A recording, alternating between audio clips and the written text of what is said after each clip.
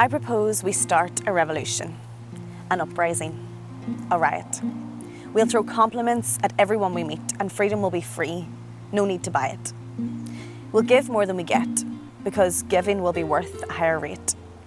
We'll walk with our heads held high, we'll smile, we'll reoccupy the state.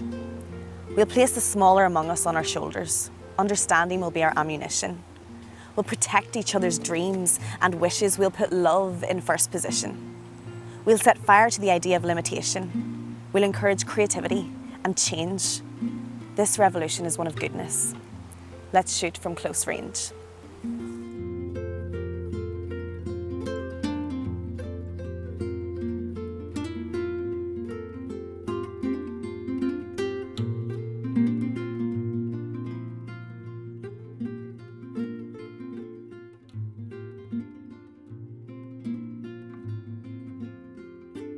I'm Aoibh Johnson. I'm 27 years old. I'm from Coalisland in County Tyrone and I'm a writer and performance artist.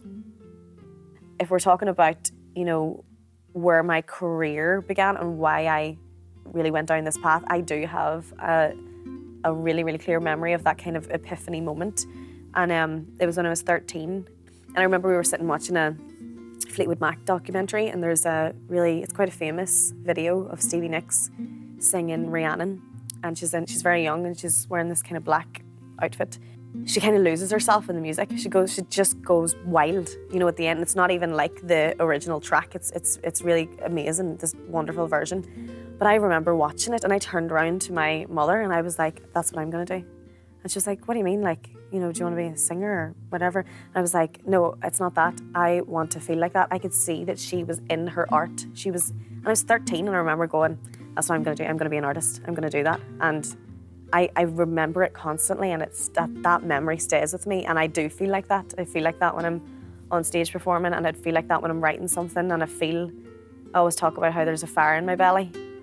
And that I do feel like that. I feel like my soul is on fire when I'm on stage. It's just the most amazing thing. So that for me is probably my memory of like when I went, yeah, that's what I'm gonna do, And I remember in P3, it was like, I think I was P3 or P4 and we were asked to write a creative story and I wrote like 7 or 9 pages or something. And the teacher said to me, any more than 1 page, it just gets boring, And I remember thinking, really good teacher. Yeah, but I remember you coming home and saying that to you and you read it and you were going, this is brilliant, it's so, and that I just remember thinking, that didn't knock me because I thought I would love to be a writer, I'm going to be a writer when I grow up, You used to sit with your hair like pebbles, out of the Flintstones. Yeah. You had your wee hair up like pebbles, but you got this desk and you would sit writing very seriously, even though you couldn't spell, you couldn't. Still can't. You were holding your pencil and like palmer grip, and doing all that, but you were very, very dedicated and serious about it all. So I decided that I wanted to do theatre and drama at university, and it was about writing and it was about theory and it was about performing and acting and directing and all the different lights, sound, the different facets of kind of the arts industry. And I thought, okay, that's the one for me. But when we got there, they nurtured us as artists and they treated us like artists. And I think that's why I haven't really had any trouble ever calling myself an artist. And some people do, but I really do, think it's because of that, because we were just called that and we were treated like that. And we were really respected as makers, and and I think that's why I've also been able to follow this path with a lot more confidence, because I feel like that's what I was told I was rather than me having to find that or define that, So I started coming to crack as a small child. So this exact space that we're in now, probably from I was about 7 or 8, went the whole way up, in the youth theatre and was in all the shows. And then I did my degree and I remember a job came up to be a facilitator here. I'd never facilitated in my life. I'd only been at university and I put in the application, thought, look here, we'll see what happens, And I remember Mickey, who runs here, phoning me and being like, Naoibh, look, you have to facilitate these classes, you have to teach these weans, you know what I mean? You have to write shows, you have to direct, you have to work with the people who are doing the sets and the people who are doing the lights, you have to do all that. And I went, I can do it, I know I can do it. and then went off the phone and was going, I actually don't think I can do it. Like I just told a lie. Like I really don't think I can do it. I don't have the experience. But I just threw myself into it. And I really floundered for like a wee while. And now it's like, you know, it's my bread and butter, you know, and I really did learn the ropes on the job because I didn't know what I was doing, but I worked it out and now I love it and it's one of the big parts of my career, you know. For my master's, I was studying, this is a mouthful, contemporary performance practice, specialising in feminist protest theatre, which is a mouthful and also not very employable. But that's what I wanted to do. And I was so passionate about it. And I spent my master's learning from the greats, you know, and reading about feminist protest, reading about how all these women had kind of walked the walk before I did. And by the end, I was like, okay, I'm going to write something, I'm going to create something, I'm going to perform. And I started thinking, okay, what do I have to protest about as a young Irish woman? What do I have to protest about? And the list was obviously as long as my arm. But I remember it was just, you know, like sitting at the table with my nana, with my mother and my aunties. And I remember sitting and chatting about the women in our family. And, you know, we were talking about the Civil Rights March and we were talking about all these things that are important to us. And the conversation came up about my granda and the fact that he was adopted. So he was born in the early 1930s to Kathleen Barry. And she had him very young and it transpired then that he was taken off her. She was unmarried and he was taken off her. So that's why we're from Tyrone. He was brought to Tyrone and I remember just like, it slapped me in the face. I remember just being like, that's what I need to protest about. That's what I need to talk about. And my whole thing was that I want my great-grandmother to know that we're not forgetting her and that I am here to talk about her and say her name. Like that's why I always really want to say her name all the time. She didn't know that we ever knew she existed, you know, and she died not knowing.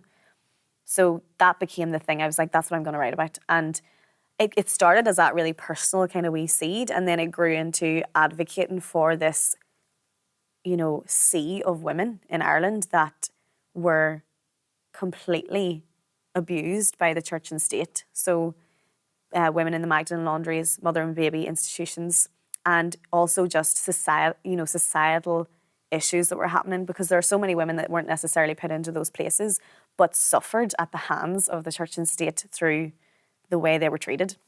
So it became this big thing from this, not small, but from a personal thing. And then the Daughters of Róisín was born.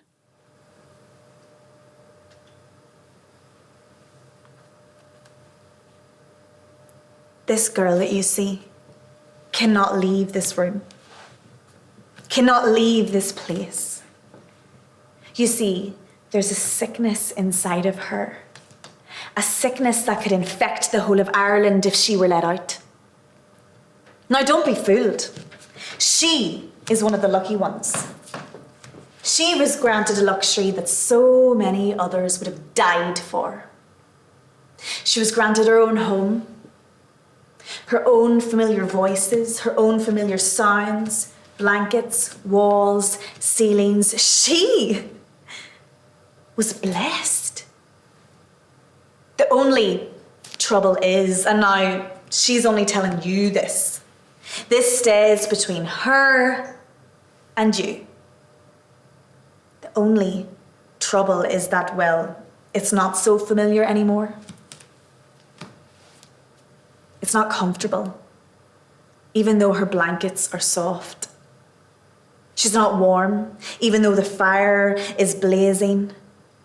She can't sleep, even in her own bed, and her walls feel bigger than ever now, and there's not as much space on her floor.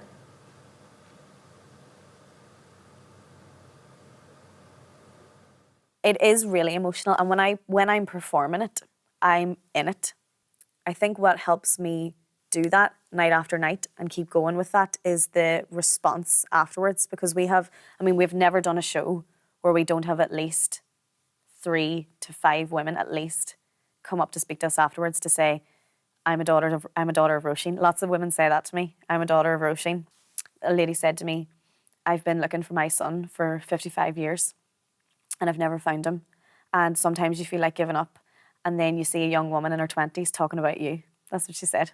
And we went to the Adelaide Fringe and produced it ourselves with no money and didn't really make any money, but just got it out there and kept performing it. And we had lots of diaspora, so Irish diaspora, who had come over there because either they were babies that were sent there, or their mothers were sent there, or their family members had, you know, or they were just Irish people that had moved there who had connection to Ireland and knew a story. So even in Australia, that felt so far away. I mean, literally the furthest place away from Ireland, there was still so many connections, and we just started realising that it was so much more than just this kind of project that I had been excited about. And I think about Kathleen, and I think about how, you know, I had a real issue at the start about if it was ethical. She didn't share the story with us. We kind of unearthed it, and I was going, is this ethical? Am I able to do this?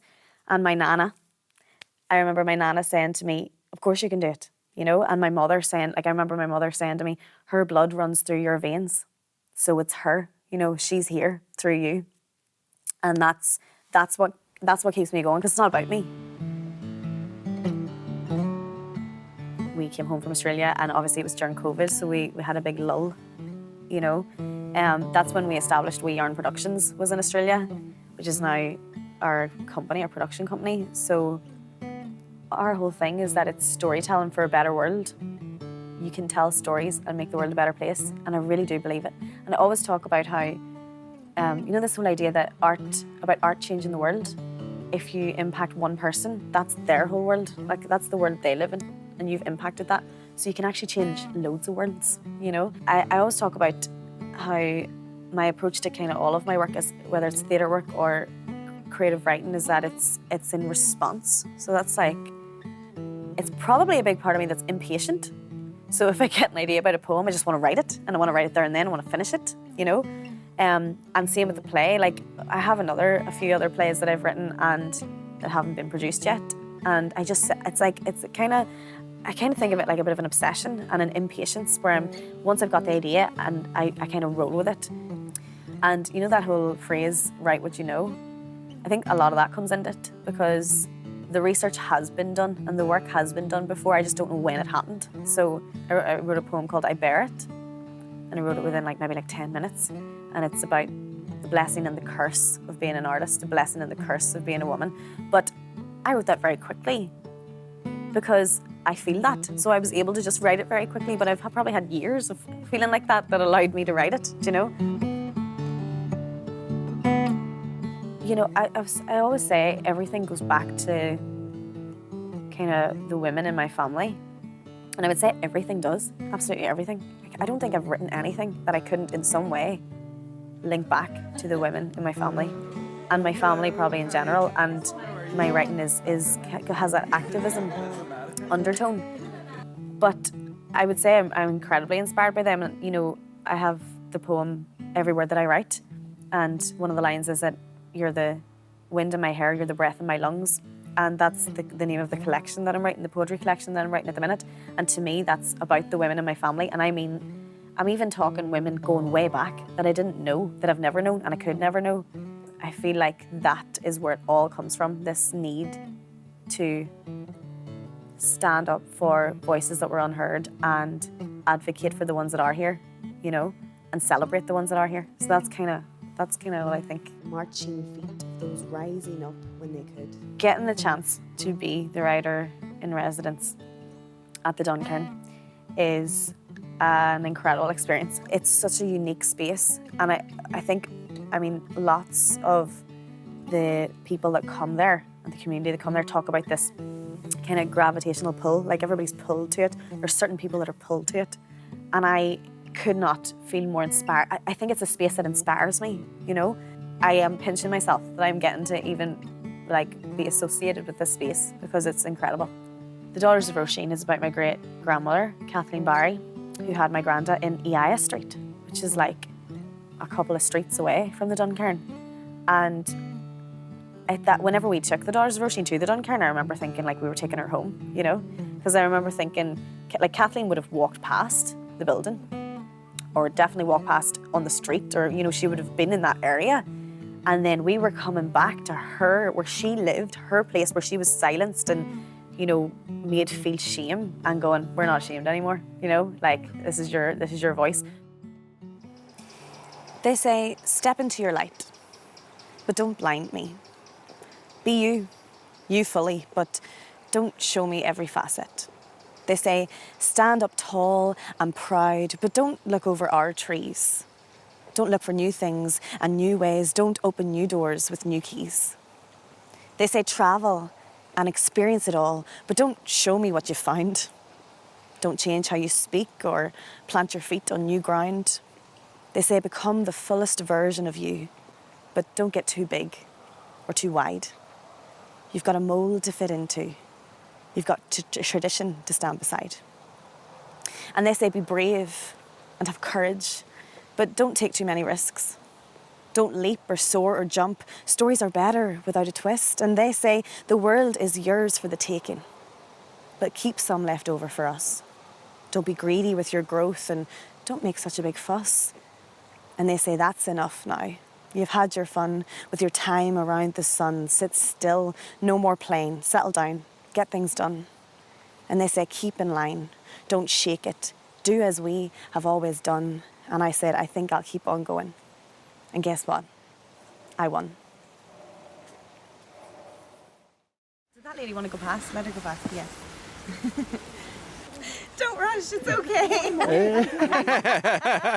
It's okay. Oh my goodness.